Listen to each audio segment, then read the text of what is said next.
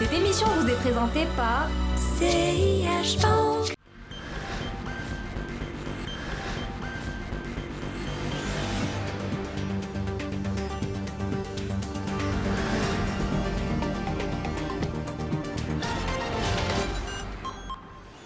Bonjour à tous, ravi de vous retrouver pour cette 5e saison de l'Hebdo des marchés. Les vacances sont terminées et pour ce numéro de la rentrée, eh bien, nous vous proposons de rebondir sur les publications trimestrielles des entreprises. Alors oui, beaucoup de choses sont à dire sur la forme et nous nous concentrerons dans ce numéro plutôt sur le fond et nous vous proposons les plus belles copies des émetteurs. A tout à l'heure. بغيت نتيري الفلوس ونسيت لاكارت جبتي لي الكود جبتو حافظو شنو هو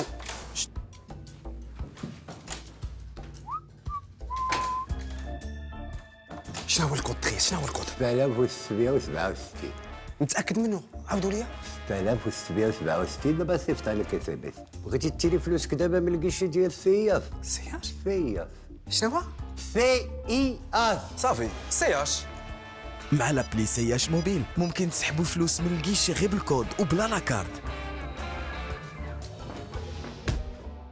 تيليشارجي من دابا لابلي سياش موبيل وحلوا كونت في الحين.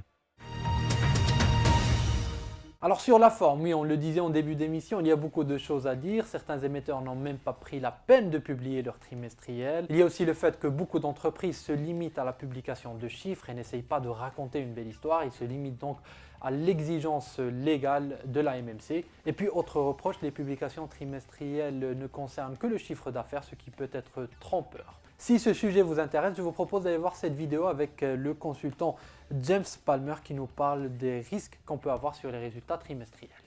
Sur le fond maintenant, eh bien, certains dossiers montrent clairement un très bon démarrage de l'année 2019. Ce sont des candidats pour de belles progressions boursières cette année, ou du moins ces émetteurs à travers leurs publications justifient leur niveau de valorisation élevé actuellement en bourse. On commence avec le secteur informatique avec HPS et Microdata. La première, HPS, dont les produits d'exploitation augmentent de 16% sur 6 mois et de 26% en 3 mois, montre que l'on a encore sous la pédale en termes de croissance. Tout en se désendettant, la société croît et continue d'équiper ses clients.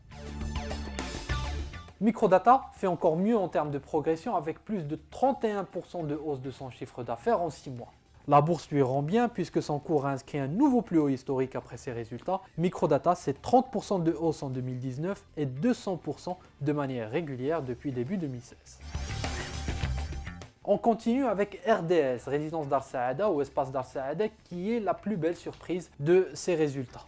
Son cours de bourse a d'ailleurs bondi de 10% après l'annonce d'un chiffre d'affaires en hausse de 50% sur le premier semestre 2019. Alors oui, la société bénéficie d'un effet de base favorable puisque 2018 avait démarré timidement, mais l'agressivité commerciale et les nouveaux produits, notamment le fameux complexe social ou encore le positionnement sur le moyen standing, semblent payer dans un contexte immobilier plutôt morose. La bourse apprécie et le potentiel de rattrapage boursier paraît important. On termine notre liste avec la belle vie.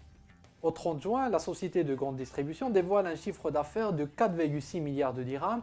Il est en augmentation de 12% par rapport à 2018.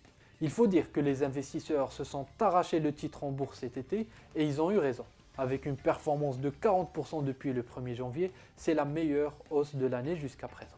Voilà ce qu'on pouvait dire sur cette première vague de trimestriel pour les entreprises cotées à la bourse de Casablanca. Je vous souhaite une excellente semaine et je vous dis à lundi prochain pour un nouveau numéro de l'Hebdo des marchés. A bientôt.